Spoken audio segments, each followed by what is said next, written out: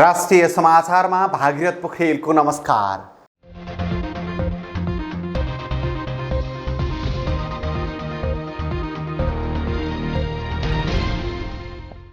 राष्ट्रिय समाचार सुरु गरौं मुख्य खबरहरूबाट। सरकारी खर्च मितव्ययी बनाउन मापदण्ड पारित, इमानदार भएर काम गर्न प्रधानमन्त्री देउबाको निर्देशन। नेपालमा 1.5 महिनामै कोरोना संक्रमण दर 60% घट्यो। 40,000 मेट्रिक टन मल चीनमै रोकियो। सरकारी कम्पनीले ल्याएका खसी बोकाको बिक्री सुरु। उपत्यकामा 74%ले कोरोना विरुद्धको खोप लगाए। भारतबाट 10 लाख डोज कोभिसिल्ड खोप आज नेपाल आउँदै। र काठमाडौँको नागढुङ्गाबाट धादिङको सिस्ने खोलासम्मको यात्रा दिन प्रतिदिन कठिन बन्दै।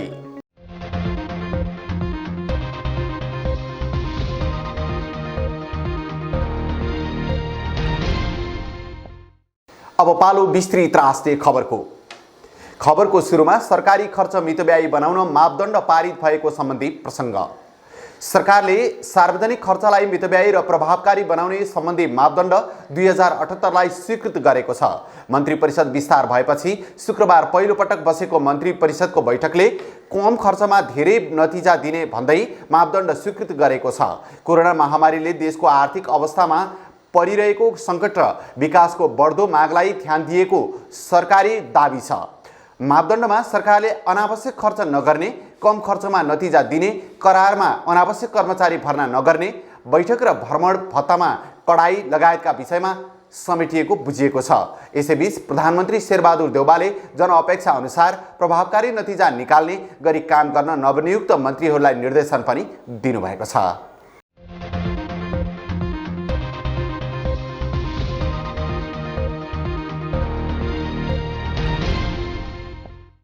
अब नेपालमा कोरोना संक्रमण दर 60%ले घटेको सम्बन्धी प्रसङ्ग। पछिल्लो 1.5 महिनामा नेपालमा कोरोना संक्रमण दर 60% भन्दा धेरैले घटेको छ।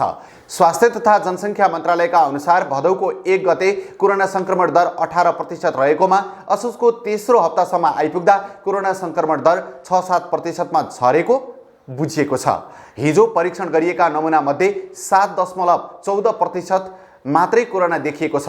1.5 महिनाको बीचमा सक्रिय संक्रमितको संख्या 60% भन्दा धेरैले घट्नु निकै खुसीको र सकारात्मक विषय भए पनि अझै जोखिम नसकिएको भन्दै मन्त्रालयले जनस्वास्थ्यका मापदण्ड पालना गर्न सबैसँग अनुरोध गरेको छ।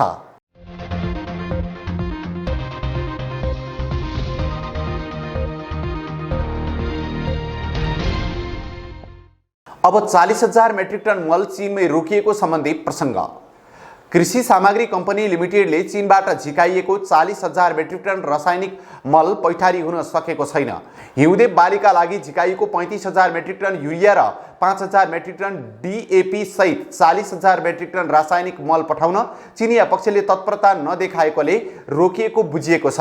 समयमा मल उपलब्ध हुन नसक्दा किसानले हैरानी बेहोर्दै आएकाले यसपालि समयमै मल झिकाउन लागि थियो। चीनबाट झिकाइएको मल चाँडै नै नेपाल पठाउन प्रधानमन्त्री समेतले चिनिया दूतावासलाई आग्रह गर्दा पनि सहजीकरण नगरेपछि हैरानी खेप्नु परेको हो। रासायनिक मललाई प्राथमिकता दिई व्यापारिक सामानलाई पनि चाँडै पठाउन चिनिया पक्षलाई आग्रह गरिएको थियो। त्यसैगरी दैनिक 20 गाडी मात्र पठाउन आग्रह गरे पनि दैनिक 8 देखि 12 मात्र गाडी पठाउने गरेको तातोपानी भन्सार कार्यालयले जनाएको छ।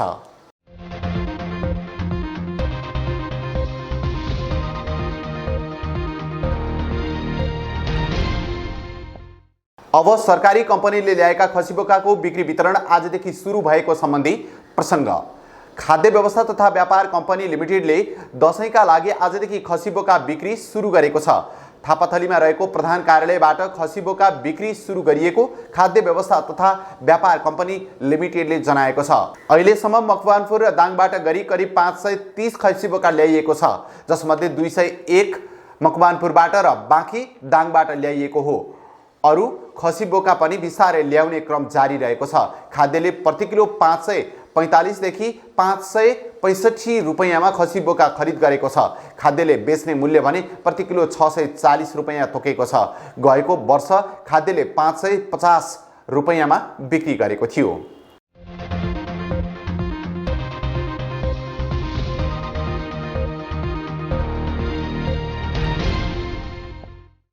अब उपत्यकामा बसोबास गर्ने 74% कोरोना विरुद्धको खोप लगाइएको सम्बन्धी प्रसङ्ग। नेपालमा कोरोना भाइरस विरुद्धको खोप लक्ष्य अनुसार लगाइएको छ।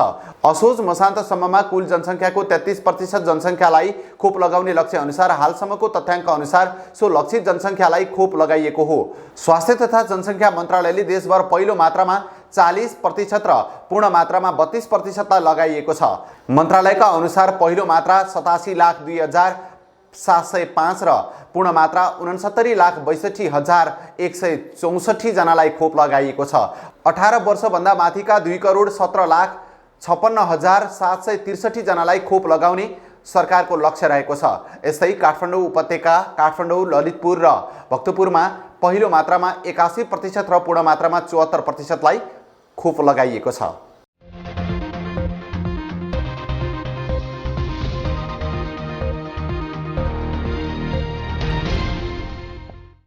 अब 10 लाख डोज कोभिसिल्ड खोप नेपाल आउँदै सम्बन्धी प्रसङ्ग। भारतबाट 10 लाख डोज कोभिसिल्ड खोप आज नेपाल आउने भएको छ। सरकारले गत फागुनमा भारतसँग खरिद गरेको 10 लाख डोज कोभिसिल्ड खोप आज आइपुग्ने भएको हो। सरकारले भारतको सेरम इन्स्टिच्युटसँग 20 लाख मात्रा खोप खरिदका लागि सम्झौता गरेर रकम पठाएको थियो। भारतसँग सम्झौता भएको मध्ये 10 लाख मात्र खोप आउन लागेको हो। खोप आज शनिबार 2 बजे आइपुग्ने स्वास्थ्य सेवा विभागले जनाएको छ।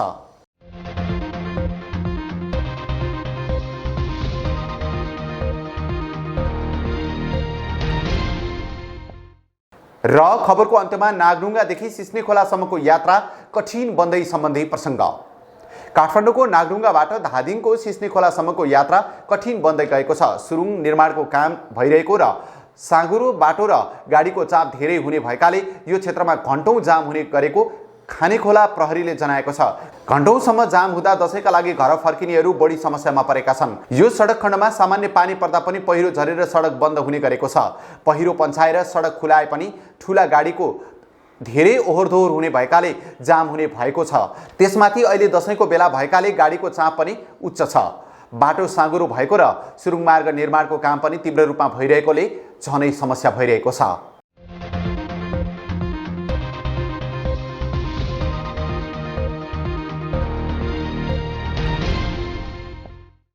राष्ट्रिय समाचारको अन्त्यमा जाँदै मुख्य खबरहरू फेरि एकपटक।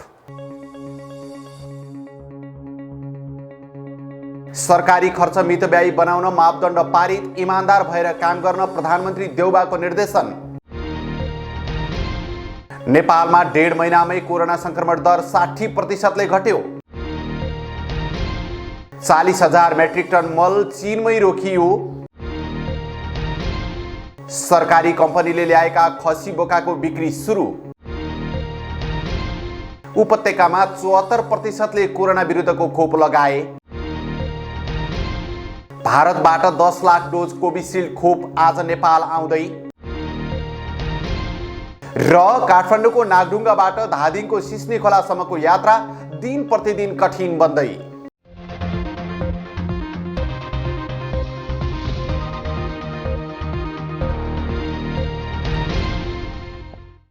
हवस् त अहिलेलाई राष्ट्रिय समाचार यति नै। फेरि पनि बाँकी समाचारहरू लिएर उपस्थित हुने नै छौँ। तबसम्मका लागि बिदा दिनुहोस्। नमस्ते।